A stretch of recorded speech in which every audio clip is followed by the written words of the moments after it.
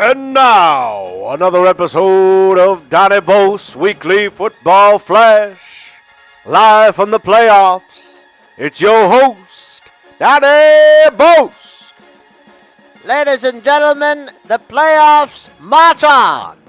As we review the games that were and preview the two games left in this divisional round, here this Sunday afternoon, roughly 1:30 p.m. Pacific Standard Time. The Dallas Cowboys and the Green Bay Packers will begin the day. Originally, the day was to begin with the Steelers and the Chiefs, but that game was moved due to frozen rain. For those of you not familiar with frozen rain, it is basically regular rain that freezes instantly as soon as it hits the ground. This can be very dangerous for travel and can be very interesting for football. In order to safely secure the arrival of the fans at Arrowhead Stadium, they have moved the start of the game to just after 8 p.m. Central Standard Time.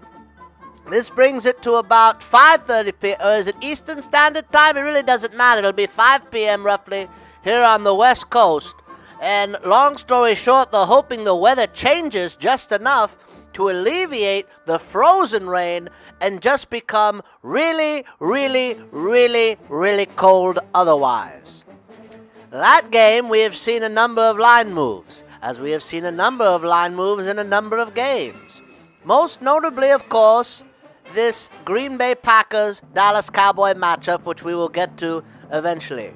Yesterday, the Seattle Seahawks, after triumphing at home, went into Atlanta and lost. A lot of people thought that the Seahawks had something to prove and that they would come in and do it. But facing their old coach, they just didn't have what it takes. Atlanta, they were a little sloppy. They were a little off-timed. You could see the week off did affect them. But nonetheless, they prevailed. And they prevailed in fairly dominant fashion. This could spell doom for certain teams, maybe not so much for others. It'll be them versus either the Packers and the Cowboys. And so it'll be interesting to see what happens. They may get a shot of getting a home game. The other news of note of yesterday was the inevitable demise of the Houston Texans. The spread was 16. Anybody who's anybody and should have thought that, yes, New England was going to win this game. 16 points was a pretty hefty spread. The Texans were pesky at first. They forced 2 turnovers. They didn't do much with them. There was a kickoff return by the Patriots. At the end of the day, the Patriots squeaked out the cover and won. It wasn't their usual dominant performance and not exactly the performance we thought they might bring. But they move on, and they will face either the Chiefs or the Steelers at home in New England. Now, what does that mean? That means New England has just advanced to the Super Bowl. Yes, sirree, folks. It'll be New England versus one of the 3 remaining teams here in the NFC. Now, last week, we made a bold prediction that said the winner of the Green Bay-New York Giants game would also be advancing to the NFC Championship game, therefore bypassing Dallas in all regard, predicting that they would beat Dallas in Dallas. Well, my thoughts on that have shifted ever so slightly. There is a buzz in the air here in Dallas. There is a gleam, as Mr. Marty Schottenheimer used to say. There is something happening, and there is too much riding on Aaron Rodgers' shoulders at the moment. If they do pull it out, it'll be a miraculous performance. I do think they'll cover, but I do not think they will win the game. Yes, I am changing my tune. I will tell you right now, moments before kickoff, my pick is Dallas to eke out some substantial victory and show all the promise of the world of the new youngsters out there. Ezekiel Elliott, Dak Prescott, but of course the big heroes of the ball game will be the offensive line as they run the ball down Green Bay's throat. I don't think Green Bay has enough to stop the run in this game.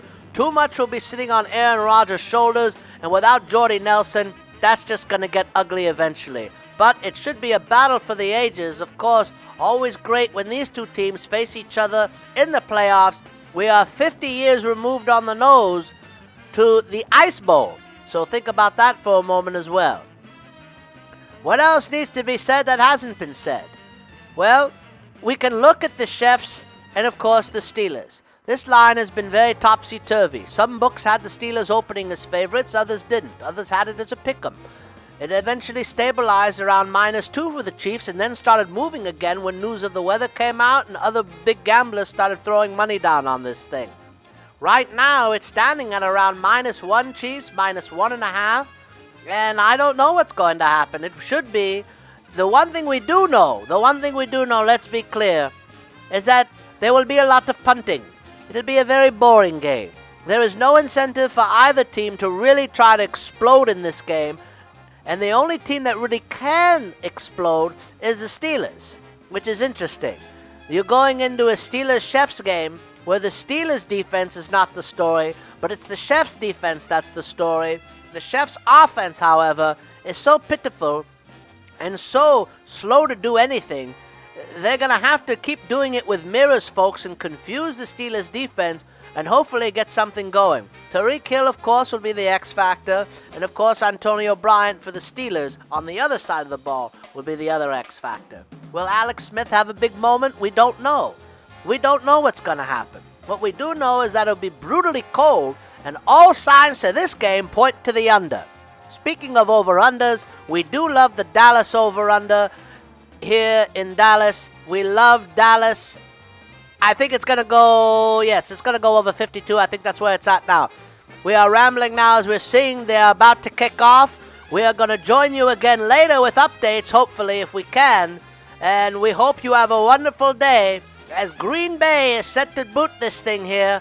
And there comes Crosby with the mighty boot. And we are off here in the divisional round. Wow, he just kicked it right out of the end zone. What a stellar start. How exciting. Here comes Dak Prescott. We'll start from the 25-yard line. And he is ready. My goodness, this stadium is alive. I don't think there's been this much energy out here in Dallas in a very, very long time. And very confidently slaps all his players 5 as they'll start with the first play. It looks like a single back formation with Dak under center, and I would imagine it's going to be a handoff. You want to start things slow here. Sends the man in motion to the left side, and here is the handoff, and away we go. We'll see you soon, everyone.